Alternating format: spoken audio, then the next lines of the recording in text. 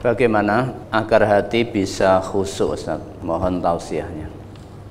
Agar hati bisa khusyuk, ya dipahami dulu makna khusyuk itu apa. Kalau kita tidak mengerti, tidak paham makna khusyuk, bagaimana mungkin hati kita akan khusyuk? Ini ada orang yang beriman, namun ditegur oleh Allah karena hatinya belum khusyuk. Nah, bisa jadi karena ngaku iman namun belum paham makna dari khusyuk. Termasuk kita ini, jangan-jangan kita sudah mengaku amantu billah, saya beriman kepada Allah. Padahal orang yang beriman itu harus konsekuensi yang harus dimiliki, harus punya hati yang khusyuk. Lah bagaimana kita mau khusyuk kalau tidak paham? Maka ditegur oleh Allah. Coba diingat ayatnya Al-Hadid itu, surah 57 ayat 16. Surat Al-Hadid nomor surat 57 ayat 16. A'udzu billahi minasyaitonir rajim. Alam ya'ni lilladzina amanu an takhsha'a qulubuhum li dzikrillahi wa ma nazala minal haqq wa la yakunu kalladzina utul kitaba min qablu fatala 'alaihimul amatu faqasat qulubuhum wa katsirum minhum fasiqun. Belumkah datang waktunya bagi orang-orang yang beriman untuk tunduk hati mereka mengingat Allah dan kepada kebenaran yang telah turun kepada mereka. Dan janganlah mereka seperti orang-orang yang sebelumnya telah diturunkan Alkitab kepadanya. Kemudian berlalulah masa yang panjang atas mereka, lalu hati mereka menjadi keras, dan kebanyakan di antara mereka adalah orang-orang yang fasik. Ya. Ini teguran yang sangat lembut dari Allah kepada kita semua. Mengapa? Karena selama ini kita sudah mengaku sebagai hamba Allah yang beriman. Lah apakah keimanan kita di hadapan Allah shadiq atau kadzib? Maka mari kita lihat ayat ini. Tandanya orang yang beriman itu dia punya hati yang khusyuk. Apa itu khusyuk? Al-khusyuk itu bisa didefinisikan sebagai al-khudu'u wat tawadhu'. Khudu' dan tawadhu' itu makna dari khusyuk. Apa itu khudu'? Al-khudu' itu artinya ketundukan, kepatuhan, ketaatan secara totalitas jiwa dan raga kepada Allah. Itu khusyuk, itu khudu'. Jadi kalau kita ngaku sebagai hamba Allah yang beriman, jiwa dan raga kita, ruhan wa jasadan, zahiron wa batinan, dari ujung rambut sampai ujung kaki, itu harus tunduk, khudu' betul kepada Allah. Dan harus tawadhu'. Tawadhu' itu apa? Tawadhu' itu rendah hati. Rendah hati berarti tidak sombong. Tidak ada sifat sombong dalam diri kita yang tercermin baik melalui tutur kata maupun perbuatan. Nah, kita ngaku sebagai hamba Allah yang beriman, tutur kata kita masih sombong. Hanya gara-gara punya kedudukan, status sosial di tengah masyarakat itu tinggi menurut manusia. Tinggi menurut manusia belum tentu tinggi menurut Allah. Dulu Fir'aun punya kedudukan tinggi sehingga sombong. Hatinya tidak bisa untuk khusyuk, untuk khudu' kepada Allah, tidak bisa. Muncul kesombongannya karena kedudukan yang tinggi. Maka Nabi Musa diperintah oleh Allah, idhab ila fir'auna innahu tagha. Pergi kamu kepada Fir'aun karena dia tagha, menyombongkan diri. Jadi sombong karena kedudukan itu disebut oleh bahasa Al-Quran dengan tagha. Lah Qarun dulu punya harta yang melimpah ruah. Namun ternyata harta yang Allah titipkan kepada Qarun tidak bisa menjadikan Qarun untuk khusyuk khuduk kepada Allah. Maka sombong, Qarun sombong dulu. Kunci-kuncinya saja diangkat oleh sekelompok orang yang kuat-kuat, itu tidak mampu. Itu baru kuncinya, perbendaharaan hartanya, kuncinya saja, belum hartanya yang sesungguhnya. Orang yang kuat-kuat itu tidak mampu untuk mengangkat kuncinya, apalagi ngangkat seluruh hartanya, jelas tidak mampu. Sombong. Nah, karena sombong kemudian oleh Al-Quran, sombong karena harta itu disebut dalam bahasa Al-Quran dengan bagha.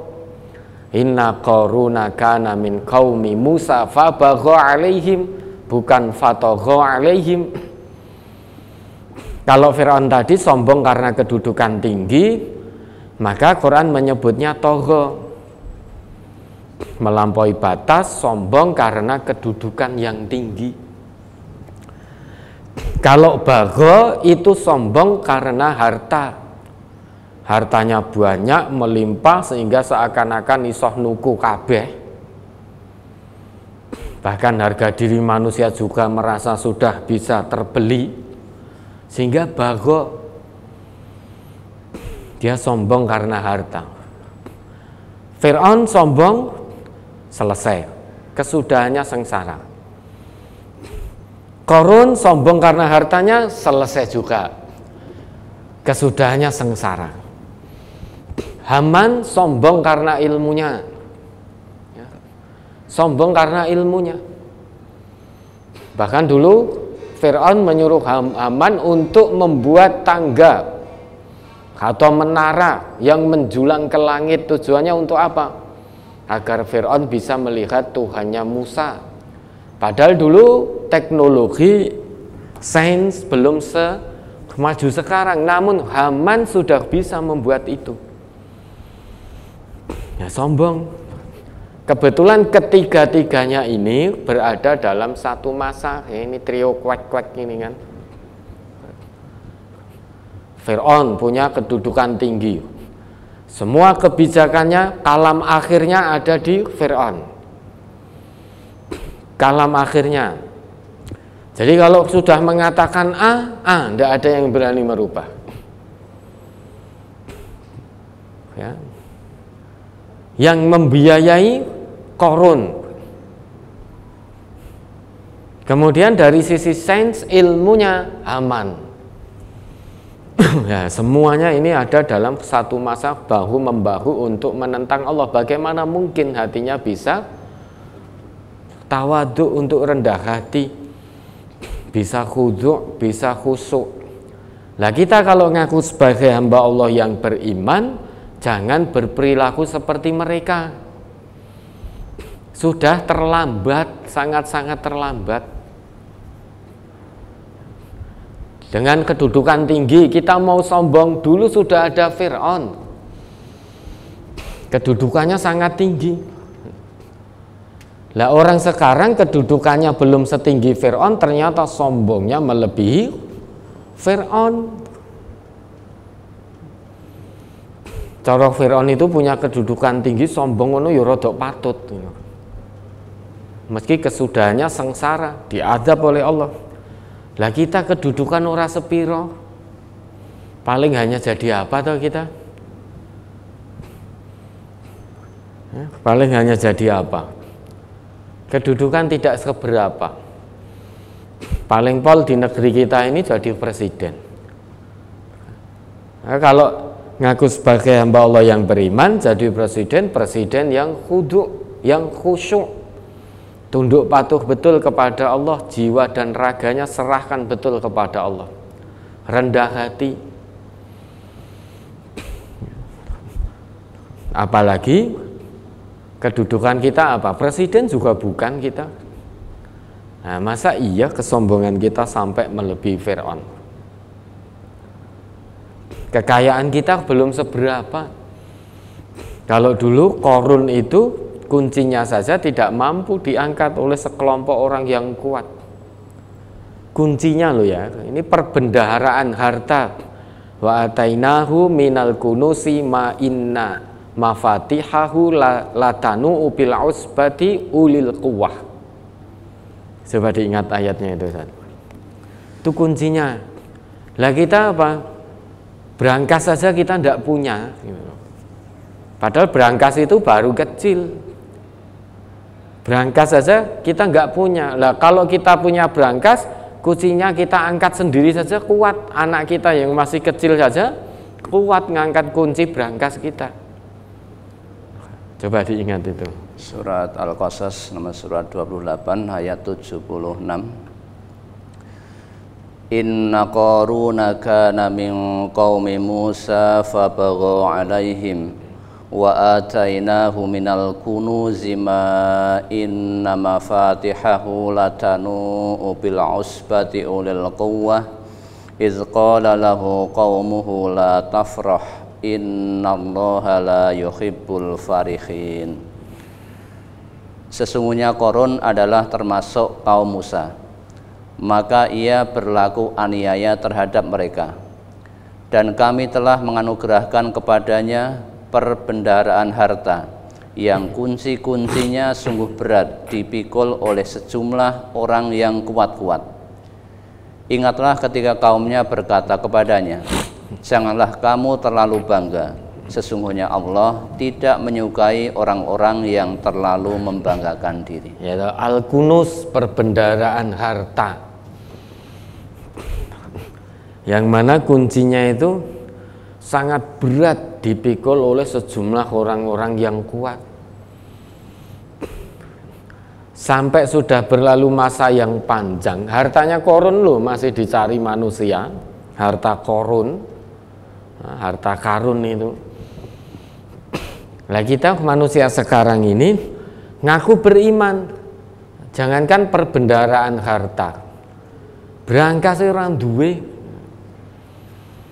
Kalaupun punya berangkas, kuncinya itu untuk diangkat anaknya yang masih kecil itu kuat.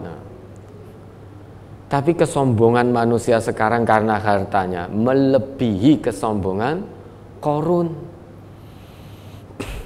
Ngaku beriman dia, gelegere lahiriahnya juga sholat, tapi memandang orang yang secara ekonomi ada di bawahnya dengan sebelah mata.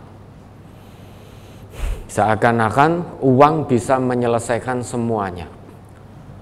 Wis ono tak kei duit, maka toh ini seolah-olah bisa membeli semuanya.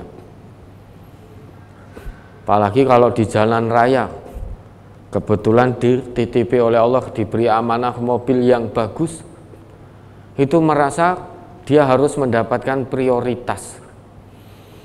Nah, mobilku apik kok, ya kudune aku sing lewat, nek aku lewat kowe do minggir. Kalau kamu ndak minggir ya tak klakson terus, tin tin tin tin tin tin. Nah, bahkan ndak peduli kalau saya lewat karena mobil saya bagus, kamu naik sepeda motor lawan arah dengan saya, kamu harus minggir, nek perlu sampai turun ke aspal. Memberi jalan. Ada nggak yang begini? Ada. Banyak lihat itu di jalan raya. Jangan-jangan termasuk kita. Begitu masuk mobil, naik mobil karena merasa mobilnya bagus. Di jalan itu udah jalannya dengan angkuh. Tidak mau untuk khudu rendah hati itu tidak mau. Jalannya angkuh, di dalam mobil nyetir itu ya ugal-ugalan karena mobilnya bagus. Nah, nanti nek nabrak atau apa di jalan raya harus gampang karena merasa punya kekayaan, tanpa sadar dia juga berlaku zalim kepada pengguna jalan yang lain, haknya diambil hanya gara-gara numpak motor apik, naik mobil yang bagus. Ya, kalau di jalan raya itu kan orang yang hatinya tidak khusyuk, tidak khudu', tidak tawadhu, itu selalu pengen didahulukan dengan gaya nyopirnya. Pengen didahulukan, wis pokoknya kabeh kon ngalah. Karena mobilnya lebih buruk daripada, lebih jelek daripada mobilnya. Sehingga dia merasa paling benar sendiri. Lah kalau mobil bagus titipan Allah menjadikan kamu sombong sehingga mengambil hak pengguna jalan yang lain, kalau tidak mau diganggu, tidak mau keramaian dengan berbagi jalan dengan pengguna jalan yang lain, ya tuku dalan dhewe, aspalen dhewe, nggunen dhewe kan gitu. Beli jalan sendiri, diaspal sendiri, kasih penjaga di situ, lewati sendiri. Wes panjenengan di situ mau bolak-balik nggak ada yang ganggu. Kalau tidak mau itu menggunakan jalan umum, ya resikonya sama-sama menggunakan jalan. Maka mari kita saling menghormati. Ini kejadian-kejadian setiap hari yang kita alami di jalan raya itu juga contoh kehidupan. Ini bisa untuk mengukur sejauh mana kekhusyukan hati kita.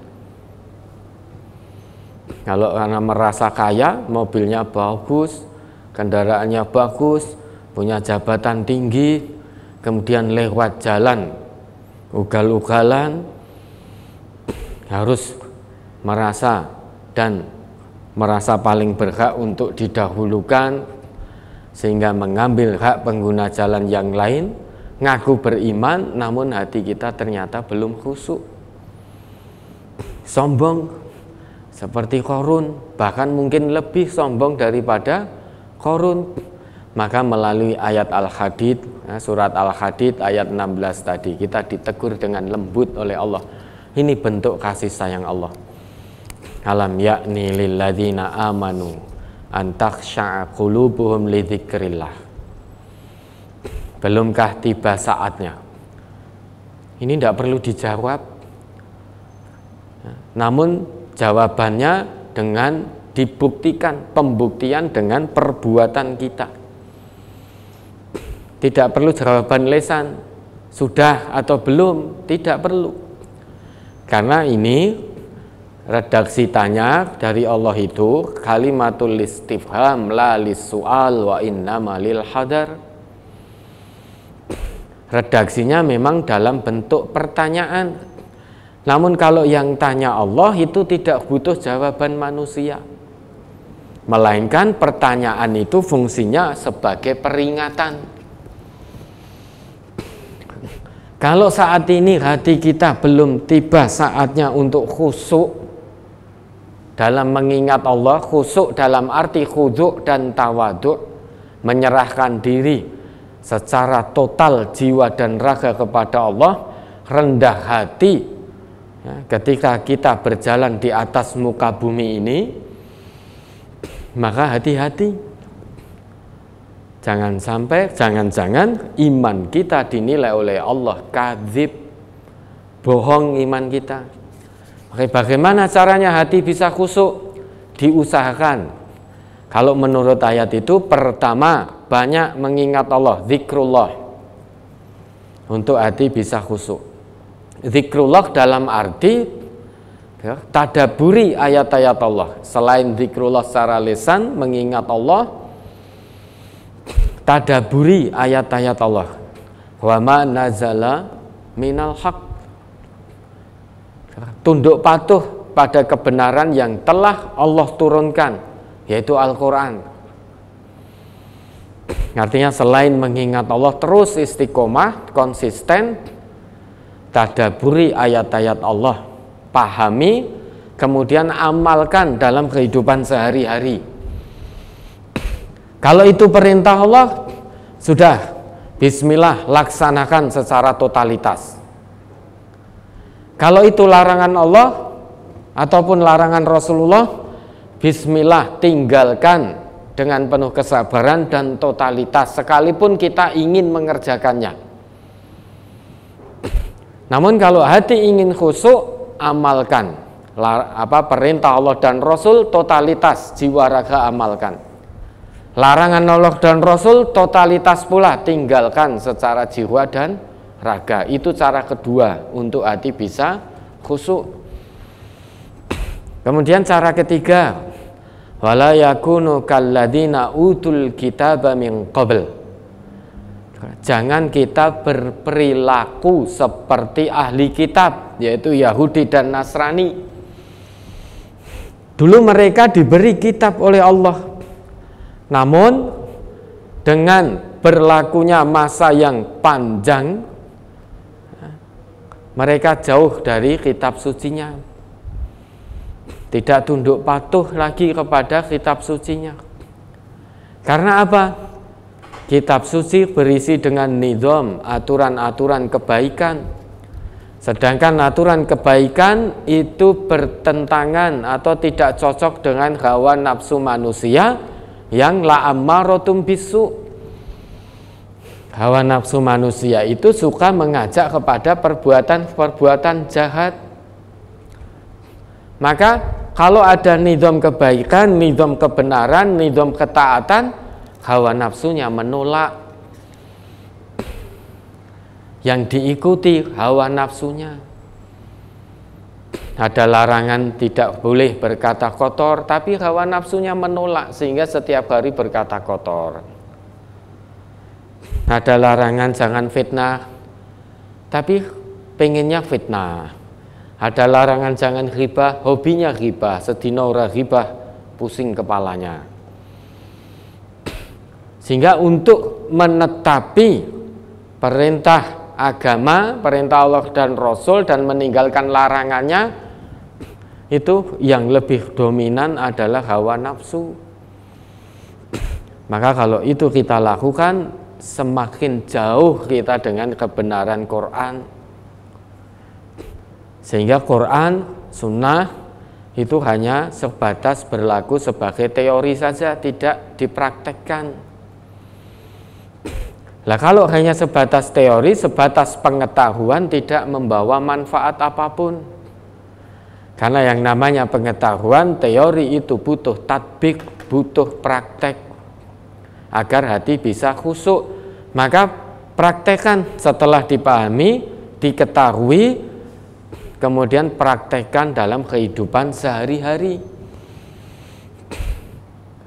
Kalau kita tidak mempraktekkan Quran dan Sunnah dalam kehidupan kita sehari-hari setiap detiknya, maka bisa jadi kita akan seperti ahli kitab, yaitu Yahudi dan Nasrani. Padahal Allah melarang, wala yakunu kalladzina utul kitab min qabl fatala alaihimul amadu faqasat qulubuhum wa katsirum minhum fasikun. Kalau kita jauh dari kebenaran Quran, Sunnah, maka hati kita akan keras. Akan keras, menyimpang dari Quran Sunnah, ditegur oleh saudaranya, diluruskan oleh saudaranya, marah.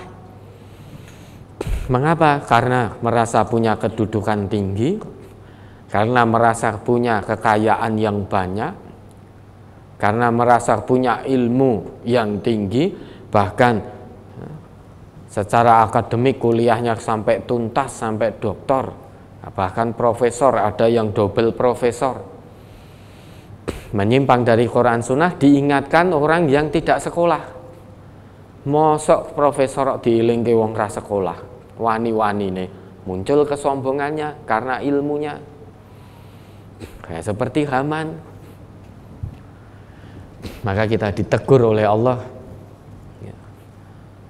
Ngaku iman, konsekuensinya buktikan. Kalau kamu betul-betul ngaku iman, buktikan hatimu khusyuk. Khusyuk itu tunduk patuh jiwa raga. Serahkan semuanya kepada Allah. Kemudian menjalani kehidupan di muka bumi ini dengan rendah hati, dengan tawaduk, jangan sombong. Itu bisa menjadikan hati kita khusyuk. Kemudian banyak zikrullah, kemudian banyak interaksi dengan Al-Quran, tadaburi Al-Quran, pahami Al-Quran, amalkan Al-Quran dalam kehidupan sehari-hari. Kemudian jangan berperilaku seperti ahli kitab, yaitu Yahudi dan Nasrani yang jauh dengan kitab sucinya. Nah, dengan begitu insya Allah akan turunkan, lunakkan hati kita sehingga tidak menjadi keras. Karena kalau hati keras maka kita berlaku kefasikan. Nah, selain itu terus berdoa kepada Allah agar diberikan hati yang khusyuk, dimudahkan dalam mengamalkan semua yang menjadi perintah Allah dan Rasulullah, dan juga diberi kemudahan untuk meninggalkan semua larangan Allah dan Rasulullah. Allahumma arinal haqqa haqqa warzuqnat tiba'ah wa arinal batila batila warzuqnat tinabah. Insya Allah dengan begitu kita konsisten istiqomah, hati kita akan dikhusyukkan oleh Allah.